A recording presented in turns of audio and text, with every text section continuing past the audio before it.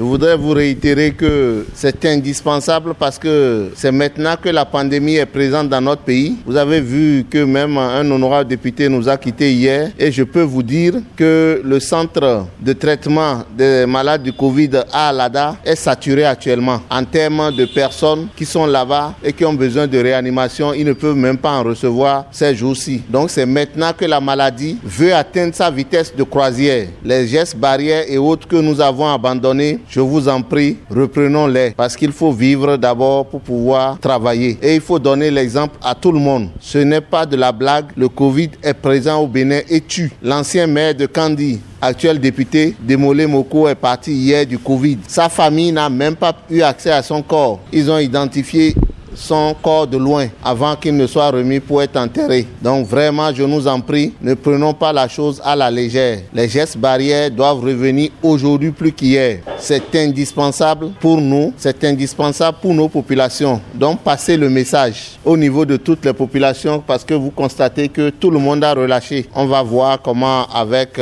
les autorités sanitaires, avec les autorités de la sécurité, on va relancer la prévention puis la répression. Mais le mal existe et commence par tuer et va continuer par tuer. Ne vont y échapper que ceux qui vont respecter les gestes barrières. Et le mal est que si vous vous respectez et vous acceptez que quelqu'un ne respecte pas à côté de vous, vous courez le même risque. Donc ne soyez pas tolérants envers ceux qui ne respecteront pas. J'avais prévu que nous devions nous voir avec le personnel. Tout à l'heure, je disais au secrétaire général, est-ce que nous n'allons pas attendre que le Covid avance d'abord parce que l'exiguïté de la salle, mais on trouvera des formules peut-être pour faire par vague, peut-être les directeurs après, le personnel d'appui, de toute façon on verra. Je veux vous rassurer donc, comme j'ai eu à le dire pour ceux qui étaient à la cérémonie de passation de témoins, pour dire que certes vous avez un nouveau maire, mais la mairie elle continue. Le nouveau maire n'est pas venu pour dire à ceux qui sont là, ôtez-vous pour que je ramène de nouvelles personnes. Non, bien au contraire, c'est pour m'appuyer sur l'administration qui est là, pour autant qu'elle est prête à ce qu'ensemble nous relevons les défis. Les défis,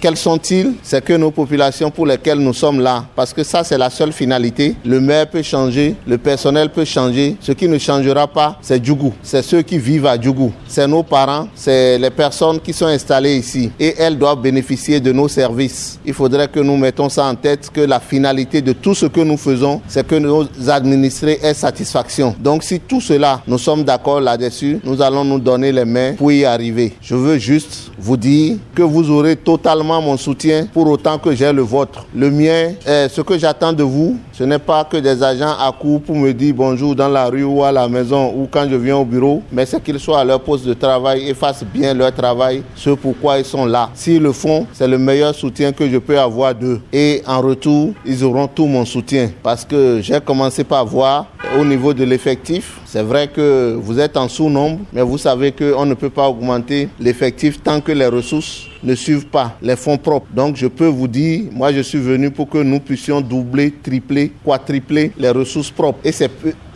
possible parce que le potentiel existe. Le potentiel existe. Nous sommes une commune fortement peuplée. Nous sommes la 3e commune du Bénin en termes de population. Et donc, il n'est pas possible que nous n'arrivons pas à faire ce que les autres font. Nous allons voir les niches, mais je voudrais d'ores et déjà appeler les uns et les autres à se dire que nous devions tout mettre en œuvre pour relever ces défis. Et là-dessus, tous ceux qui vont y accompagner, ils seront les bienvenus. Mais quiconque tentera d'empêcher cela risque de se faire broyer par la machine du progrès qui n'épargnera personne, ni vous ni moi. Au nom du progrès, nous devons avancer. Au nom du progrès, on ne peut pas se contenter du peu. Je vous renvoie à votre travail, beaucoup de courage, de persévérance et que Dieu bénisse les uns et les autres. Ensemble, nous allons nous retrouver dans quelques mois, faire le point et je souhaiterais que nous puissions être fiers de ce que ensemble nous aurions fait pour notre commune. Ensemble, ce que nous aurions fait pour nos populations. Ensemble, ce que nous aurions fait pour que véritablement la commune puisse être une commune moderne.